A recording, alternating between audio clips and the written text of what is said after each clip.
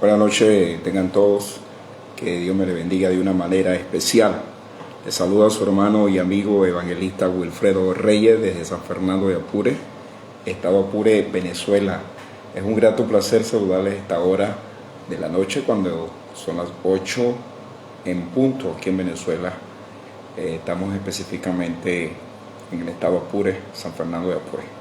Quería compartir con ustedes una palabra esta noche, ya que anoche llevamos un mensaje, yo sé que fue de mucha bendición.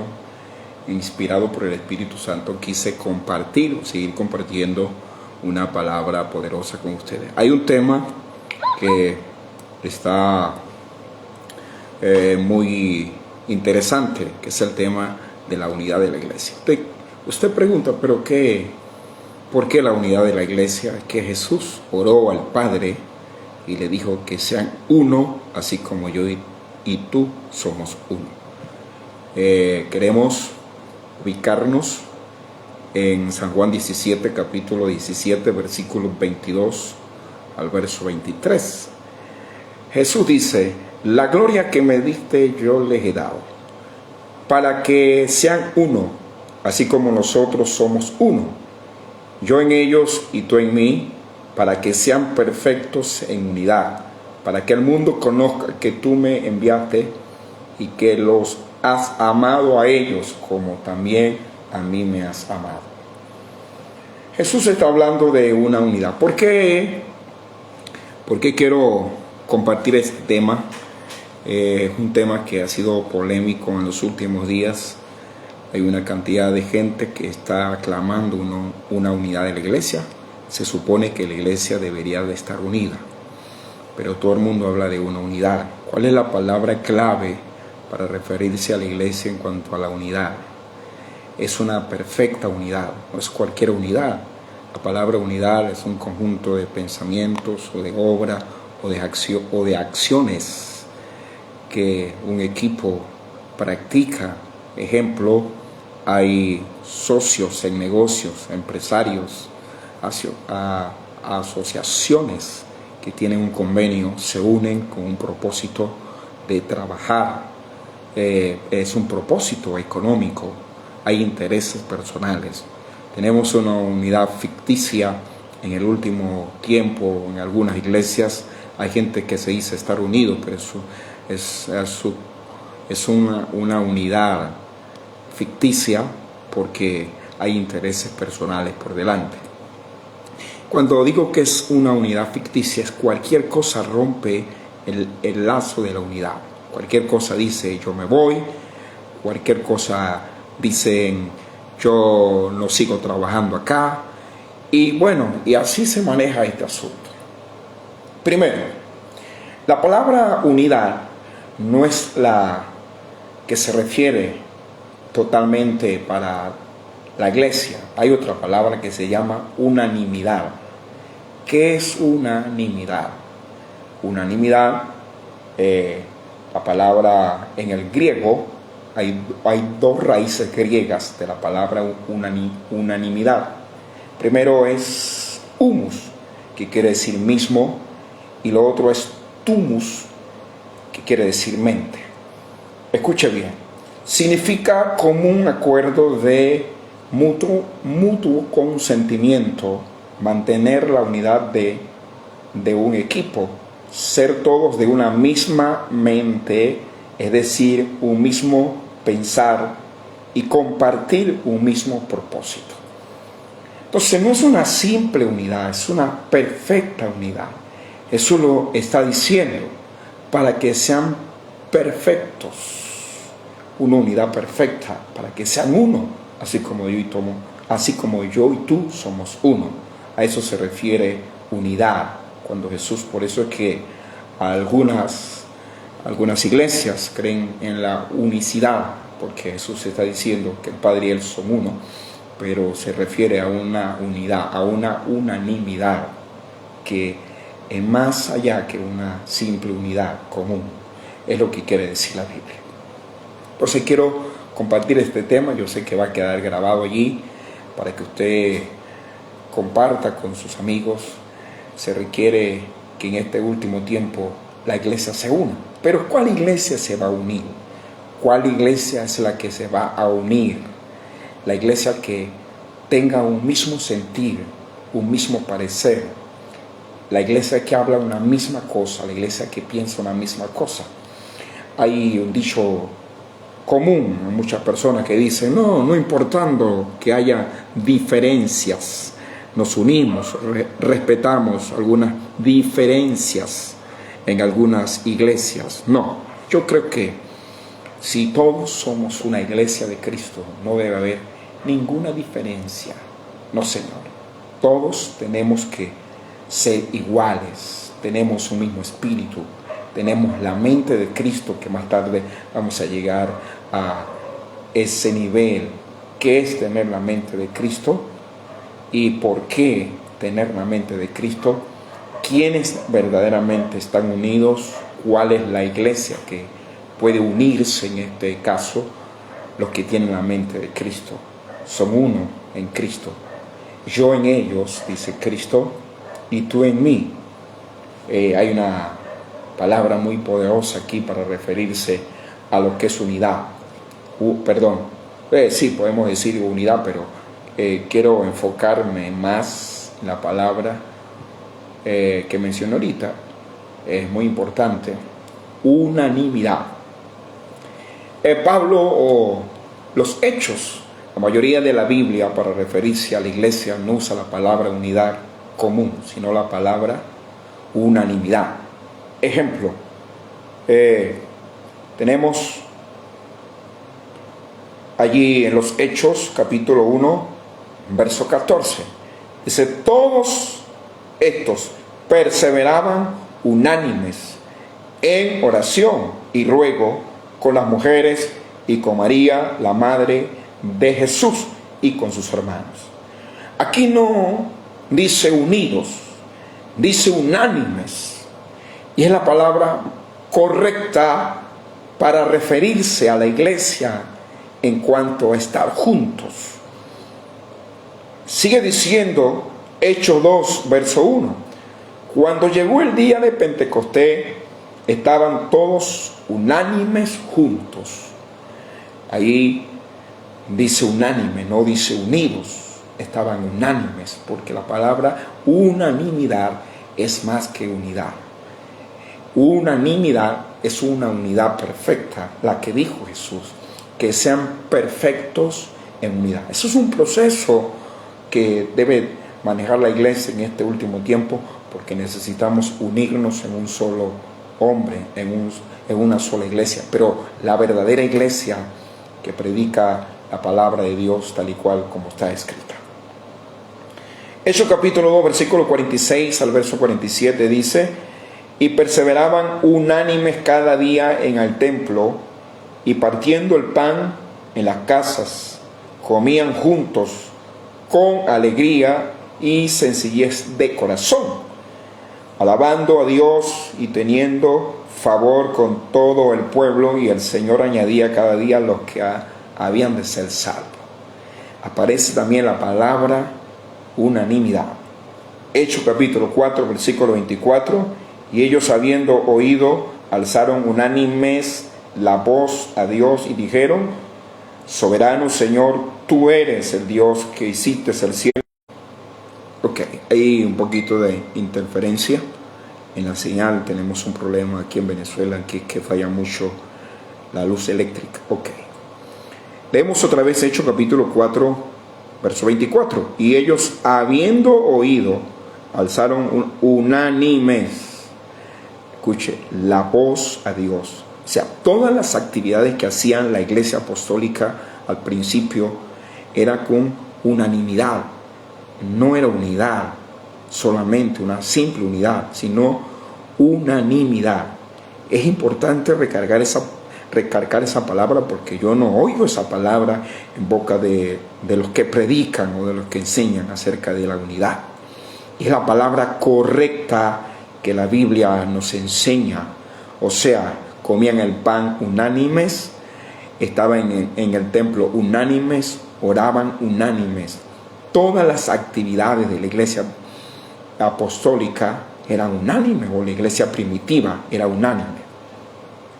Hechos 5:12 dice: y por la mano de los apóstoles se hacían muchas señales y prodigios en el pueblo, y estaban todos unánimes en el pórtico de Salomón. Note esta palabra, no estaban juntos.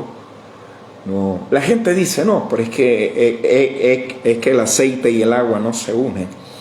Pero cuando vamos a la cocina, a la gastronomía, el aceite y el agua se unen en una olla para llevar a cabo llevar a cabo un propósito. El propósito es de hacer una comida o complementar lo de una comida, ¿ok? Ellos hacen un trabajo juntos en una olla, están juntos pero no están unánimes. Por eso es que hay que saber los términos de la palabra unidad. La unidad puede ser que se una el aceite y el agua en una olla, pero hacen un trabajo juntos, pero no están unánimes. Ahora, nos vamos a Romanos capítulo 12, verso 16. Unánimes entre vosotros, no altivos, sino asociándonos con los humildes. No seáis sabios en vuestra propia opinión. Aquí está hablando de la humildad. Escúcheme. Asociándonos con los humildes. Son los humildes. Yo no puedo ser unánime con una persona altiva, porque una persona altiva es una persona que no compagina, que no cuadra con nadie, es sabio en su propia opinión. Por eso es que hay tantos debates de escuelas bíblicas en este último tiempo, y usted pregunta, ¿pero por qué? Porque la gente se cree sabio en su propia opinión. Por eso es que la iglesia no se une o no ha llegado a la unanimidad, porque en realidad no conoce el concepto de lo que es realmente la palabra unanimidad. Ok. Por eso es que es importante estudiar estos conceptos, porque lo que se oye es pura unidad. Yo me uno para hacer un culto, yo me uno para llevar una actividad evangelística, yo me uno para que tú me acompañes en una vigilia, yo me uno contigo. Ese es el único propósito por el cual la iglesia se une, para llevar actividades juntos, para que los lugares sean asistidos por muchas personas.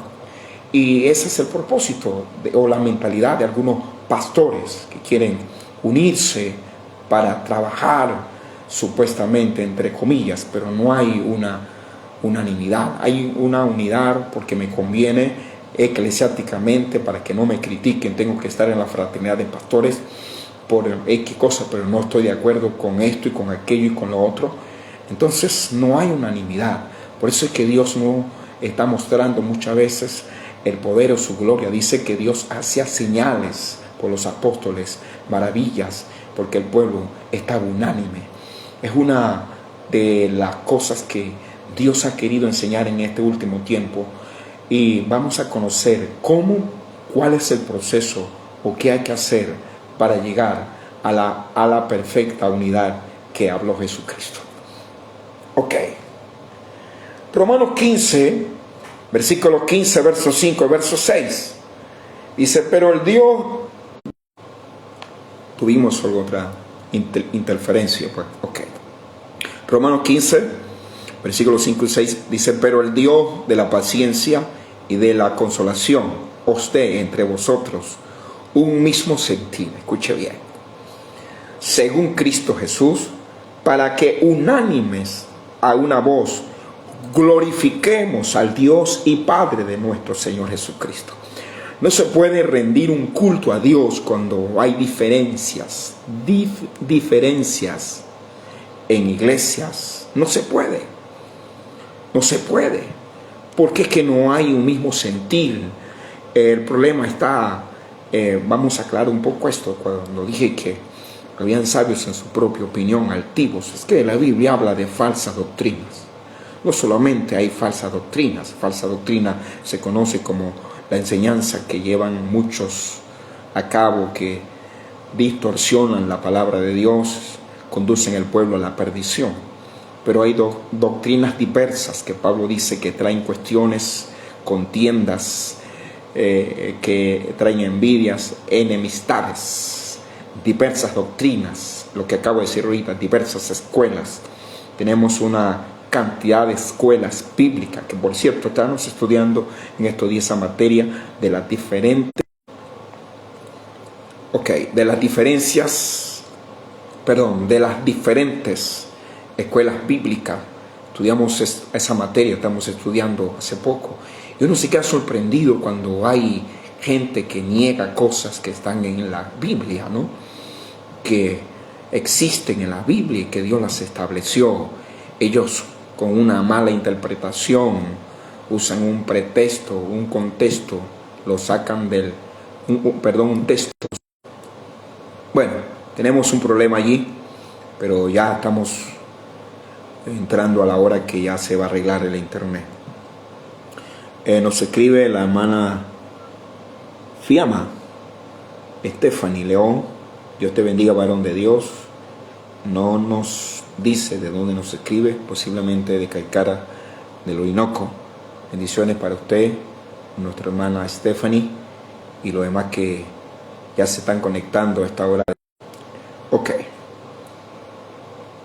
Entonces aquí está hablando de que a una sola voz, unánimes, a una sola voz, glorifique al Dios y Padre de nuestro Señor Jesucristo.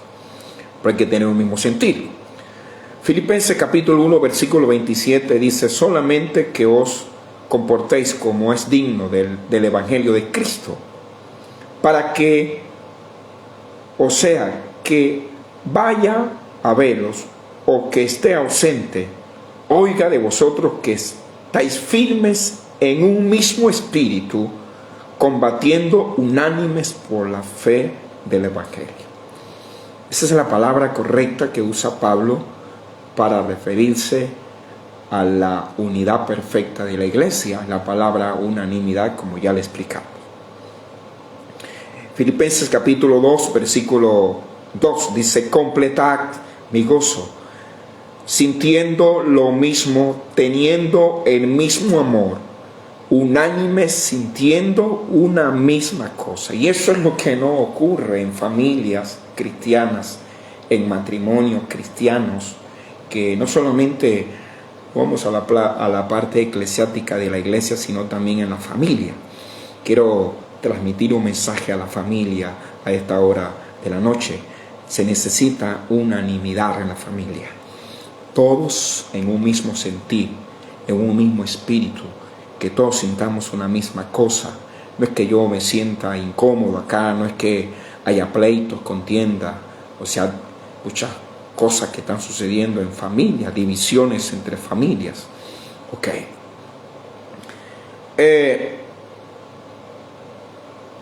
Jesús, escúcheme, Jesús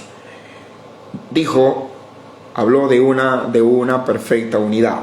No solamente Jesús lo dijo, también aquí tenemos Pablo en la primera carta a los Corintios, capítulo 1, verso 10.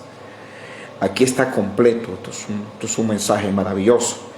Dice: os ruego pues, hermano, por el nombre de nuestro Señor Jesucristo, que habléis todos una misma cosa, escuche bien, y que no hagáis entre vosotros divisiones, sino que estéis perfectamente unidos. Habla de una unidad perfecta, en una misma mente y en un mismo parecer.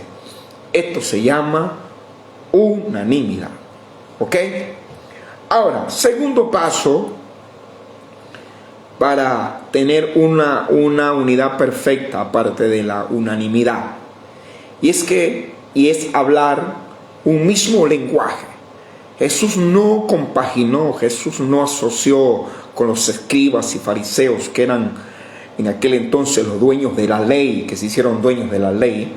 ¿Por qué no compaginó con ellos? ¿Por qué? Porque Jesús hablaba otro lenguaje, un lenguaje del cielo, un lenguaje espiritual. Y ese es el problema que tenemos hoy en día, que no hay una verdadera o digamos una perfecta unidad, porque no se habla un mismo lenguaje. Entonces, cuando vamos luego a San Juan capítulo 8, verso 41 al verso 44, Jesús habla una palabra muy fuerte aquí a los escribas y fariseos y a los judíos que estaban persiguiendo. Jesús los acusa y dice, Jesús le dice, vosotros hacéis las obras de vuestro padre. Jesús se está refiriendo al diablo, ¿no? Entonces le dijeron, nosotros no somos nacidos de fornicación, un padre tenemos que es Dios. Jesús entonces le dijo, si vuestro padre fuese Dios, ciertamente me amarías, porque yo de Dios he salido y he venido, pues no he venido de mí mismo, sino que Él me envió. ¿Por qué no entendéis mi lenguaje?, pregunta Jesús. ¿Por qué no podéis escuchar mi palabra? Vosotros sois de vuestro padre el diablo, y los deseos de vuestro padre el diablo queréis hacer. Él ha sido homicida desde el principio y no ha permanecido en la verdad, porque no hay verdad en él. Cuando habla mentira, de suyo habla. ¿Por qué? Mentiroso y padre de mentira. Voy a decir unas palabras muy fuertes aquí, pero es una realidad. Estamos viviendo en una iglesia o en iglesias donde se persiguen personas. Pastores aborreciendo a otros pastores, evangelistas aborreciéndome a mí, sin yo haberle hecho nada más porque quizás Dios nos ha abierto puertas donde ellos no han podido ir.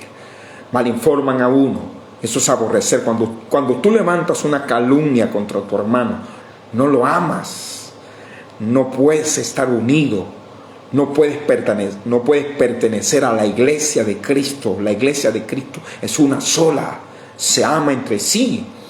Él dijo, tú en mí y yo en ellos, para que ellos sean unos, perfectos en unidad. Entonces ese es el problema, ¿no? Los fariseos se creían religiosos, hijos de Dios, y es lo que tenemos ahorita, una cantidad de gente persiguiendo a los hermanos. Está bien que yo cometa algún error y tú me llames, pero ¿qué dice la Biblia? Si alguno es sorprendido en una falta, vosotros que sois espirituales, restáurale con espíritu de mansedumbre, considerándote a ti mismo, no sea que tú también seas tentado. ¿Y qué sucede, no? El problema que hay ahorita es que hay una persecución. Y esto es lo que sucedía. ¿Por qué hay persecución? Porque no se habla el mismo lenguaje. Ok, ya quiero terminar con este tema. Los que se van a conectar más tarde de la noche estarán dejando sus comentarios de esta poderosa enseñanza. Pablo, según la primera carta a los Corintios, capítulo 2, Pablo llega a los Corintios. Los corintios eran carnales, divisores. Los corintios eran inmaduros, niños en Cristo. Ellos no estaban unidos, no podían estar unidos por la condición espiritual de ellos, o la decadencia espiritual de ellos no les permitía tener una unanimidad entre sí. Ok, para no alargar mucho la lectura, vea lo que dice acá. Primera carta a los Corintios 2:6. Pablo dice, yo no vine con palabras persuasivas de sabiduría humana, no vine con excelencia de palabrerías. Pablo le está diciendo a ellos, voy a enseñarle a Cristo, porque ustedes necesitan a Cristo, necesitan volver a la cruz, necesitan escuchar el mensaje de la cruz. Hay gente que necesita escuchar el mensaje de la cruz todavía, porque todavía no es cristiano, no se ha convertido. Eso es lo que le está diciendo Pablo. Pablo dice en el verso 6, sin embargo, hablamos sabiduría entre los que han alcanzado madurez, y sabiduría no de este siglo, ni de los príncipes de este siglo que perecen, mas hablamos sabiduría de Dios en misterio, la sabiduría oculta, la cual Dios predestinó entre los siglos para nuestra gloria. Escúcheme, Pablo está hablando de un lenguaje que se llama sabiduría en misterio, que no es compatible con los niños en Cristo. Los niños en Cristo están de leche. Y esto es alimento sólido. Cuando alguien habla palabra, cuando alguien es sabio, es complejo hablar con una persona o transmitirle el mensaje revelado de la Biblia a una persona inmadura, porque no lo acepta. Y hay iglesias llenas de cuestiones, mandamientos de hombre que están por encima de la palabra de Dios, porque hay pastores inmaduros, niños inmaduros. Vemos esto, por eso es que ellos son como hay una película antigua que se llamaba El llanero solitario, no se unen con nadie. Ellos son los únicos que se van para el cielo porque se creen los únicos santos. Pues usted se equivocó. En la iglesia del Señor no la compone usted solo, la compone millones de personas en el planeta, que hay gente que son de Dios. No se equivoque, no crea que usted solo va a ir para el cielo, porque usted cree que solamente tiene la verdad y que predica la verdad con sus conceptos cerrados. Seguimos. Entonces, esto le pasaba a Jesús. Entonces,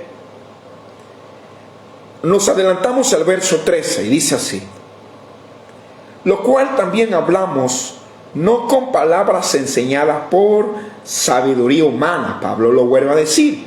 Por eso es que en los primeros versículos Pablo está dando a entender que no trajo una sabiduría humana para los corintios. No, un mensaje básico.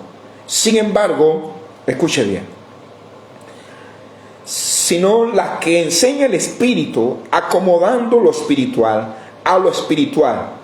Pero el hombre natural no percibe las cosas que son del Espíritu de Dios, porque para él son locuras y no las puede entender. O sea, es un lenguaje diferente, el lenguaje espiritual al lenguaje humano.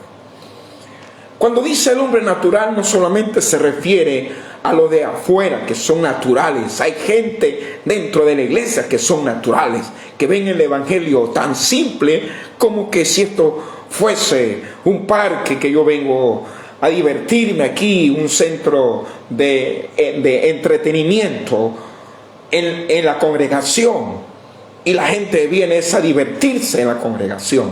Son gentes naturales. Usted no ha visto, yo subí un contenido hace unos meses atrás que voy a predicar acerca de eso. La gente en los conciertos es que se aboca, pagan por un concierto, pero cuando viene un predicador que trae una palabra de verdad, que trae revelación, que trae un lenguaje del cielo, no los llaman. ¿Por qué no los llaman? No es que estoy diciendo que los conciertos sean malos, no señor, no es que estoy diciendo que usted no puede ir a los conciertos, pero hay cosas que a ti te edifican más. Entonces ese es el problema que tenemos hoy. Entonces hay gente natural dentro de la iglesia. Sí hay, ya lo vamos a ver en el capítulo 3 a los Corintios, para que usted vea. En cambio el espiritual, todas las cosas, juzga todas las cosas, pero él no es un juzgado de nadie, porque ¿quién conoció la mente del Señor? ¿Quién lo instruirá? Mas nosotros tenemos la mente de Cristo. Si nosotros tenemos la mente de Cristo, Cristo está en nosotros, y nosotros seremos uno, así como Él y el Padre son uno. Hablaremos una misma cosa, vamos a pensar una misma cosa, vamos a sentir una misma cosa, porque tenemos la mente de Cristo. Y lo que Dios está enseñando, la palabra que los corintios tenían que pasar a un nivel de madurez, a una etapa de niño, a ser maduro, porque en esa condición no se iban para el cielo. Ya se lo voy a mostrar por las Escrituras, porque la carne, los que practican las obras de la carne no pueden heredar el reino de los cielos. No lo digo yo, lo dice la Biblia. Ok. Dice, nosotros tenemos la mente de Cristo. Capítulo 3 dice así: de manera que yo, escuche, sigue el mismo tema. De manera que yo, hermanos, no pude hablaros como espirituales. Si no son espirituales, ¿qué son? Naturales. El contexto lo dice, que el que no es espiritual es natural. Los corintios, o parte de los corintios, eran naturales. Hablaban un lenguaje muy diferente, humano, sino como a carnales, dice Pablo, como a niños en Cristo. Os di a beber leche y no vianda, porque aún no erais capaces, ni sois capaces todavía, porque aún sois carnales. Pablo recalca todavía la palabra aquí. Pues habiendo entre vosotros celos, contiendas y disensiones, no sois carnales, dice Pablo. Y esto es lo que se ve en la iglesia contemporánea en este tiempo. Celos ministeriales. Porque el otro creció, le levanta un falso testimonio para opacar su ministerio. Porque el pastor tiene más miembros, me le levanto en contra de él en el barrio porque me está superando en miembro. Hay celos, contiendas, hay disensiones. Yo sé que lo que estoy hablando está muy duro, pero hay una cantidad de gente que son carnales, naturales, no entienden el lenguaje de Cristo, por eso es que ellos están divididos. ¿Ok? Y andáis como hombre, dice Pablo, porque diciendo el uno, yo ciertamente soy de Pablo, y el otro, yo soy de Apolo. ¿No soy carnales? ¿Qué pues es Pedro? Mira, aquí está hablando, diciendo uno, yo ciertamente soy de Pablo, y el otro, yo soy de Apolos. Otra versión dice, yo soy de Cefas. Entonces, había divisiones, sí. La gente, los concilios, ¿no? Hay concilios que son los únicos que creen que van a ser salvos, porque pertenecen a tal concilio. No compaginan con nadie, no le dan el altar a nadie, no le predican a nadie, son ellos mismos. Ese tipo de gente tiene la mentalidad de los corintios. Estaban divididos en 3 grupos. Perdón, Pablo dice, ¿quién soy yo? ¿Quién es Cefa? ¿Quién es Apolo? ¿Quién es Apolos? ¿Acaso murieron ellos por ustedes? No, el que murió por ustedes es Cristo. Nosotros somos servidores de Cristo. La iglesia de los corintios es una iglesia, o la condición moral, espiritual, o la decadencia, o la deficiencia espiritual de la iglesia de los corintios, se refleja mucho en este tiempo en algunas iglesias que dicen ser iglesias de Cristo. Bájense de esa nube, vamos a buscar la perfecta unidad con la verdadera iglesia de Cristo Jesús, donde se hable el lenguaje de Cristo, donde se enseñe el lenguaje de Cristo y donde se entienda el lenguaje de Cristo. Nos saluda nuestro hermano evangelista Alexander Aponte. Creo que el plan satánico es, si no puedo destruirlos, puedo entonces tratar de dividirlos. Esa es una verdad. Realmente es una verdad. Nuestro hermano, un abrazo para nuestro hermano y amigo Alexander Aponte desde Maracay. Gracias por tu comentario. Gracias por ese concepto que digamos, emitido a esta enseñanza.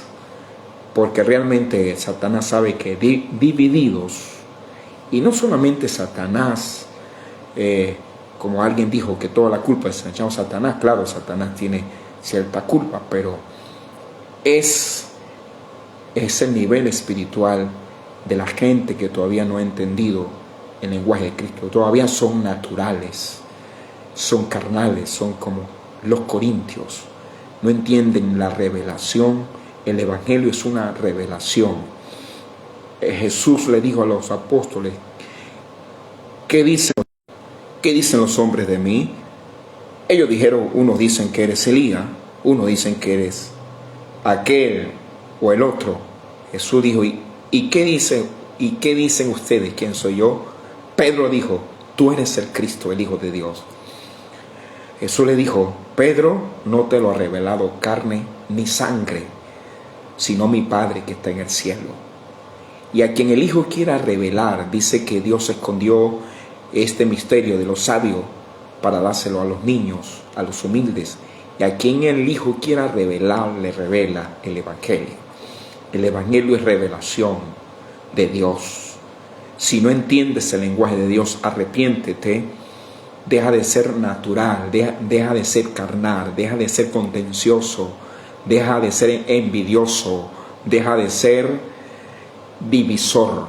Arrepiéntete para que puedas entrar en el reino de los cielos, porque los que practican las obras de la carne no heredarán el reino de los cielos. Que Dios me los bendiga, que Dios me les guarde. Saludos y muchas bendiciones. Usted puede dejar su comentario cuando usted se conecte o cuando ve este video. Hablo para usted su hermano y amigo evangelista Wilfredo Reyes. Saludos, será hasta la próxima.